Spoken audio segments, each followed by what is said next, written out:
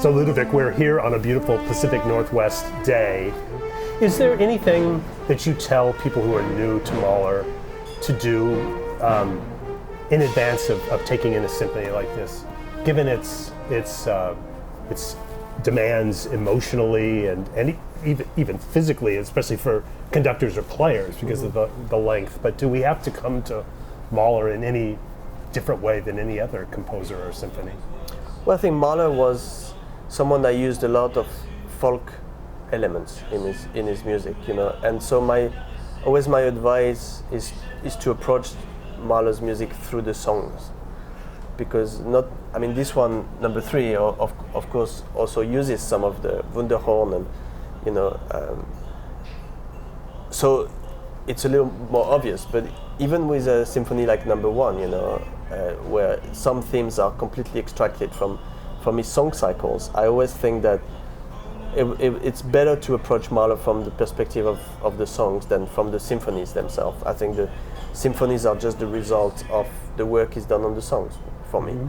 So it's like I'm now working on Ives' 4th Symphony, and I also kind of try to trigger how I might invite the audience to appreciate more this music that sometimes might feel very chaotic, and you hear Mahler's symphonies, and sometimes if you haven't really been experiencing it, it can be quite noisy and quite chaotic, and I think you only makes more sense of it if you can articulate, that sometimes it's just simply a very, very gentle song that is being playing in counterpoint with a little march, and with a hymn somewhere happening in a church far away, and once you understand those kind of accumulation, I think it's easier to understand and appreciate the world of Mahler's music.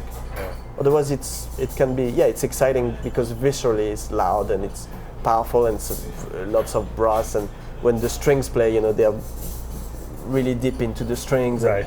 So you identify with those things, which is like this struggle for life, and so this is very easy to understand the story, but at the same time I find that sonically, the sonic landscape of this music is complex, and I personally enjoy Mahler more since I approach it from that perspective of knowing what the songs are about. Yeah. There are songs about everything, in the Wunderhorn, but also the Fahrenden Gesellen and even the Kindertoten, are quoted in some of the symphonies.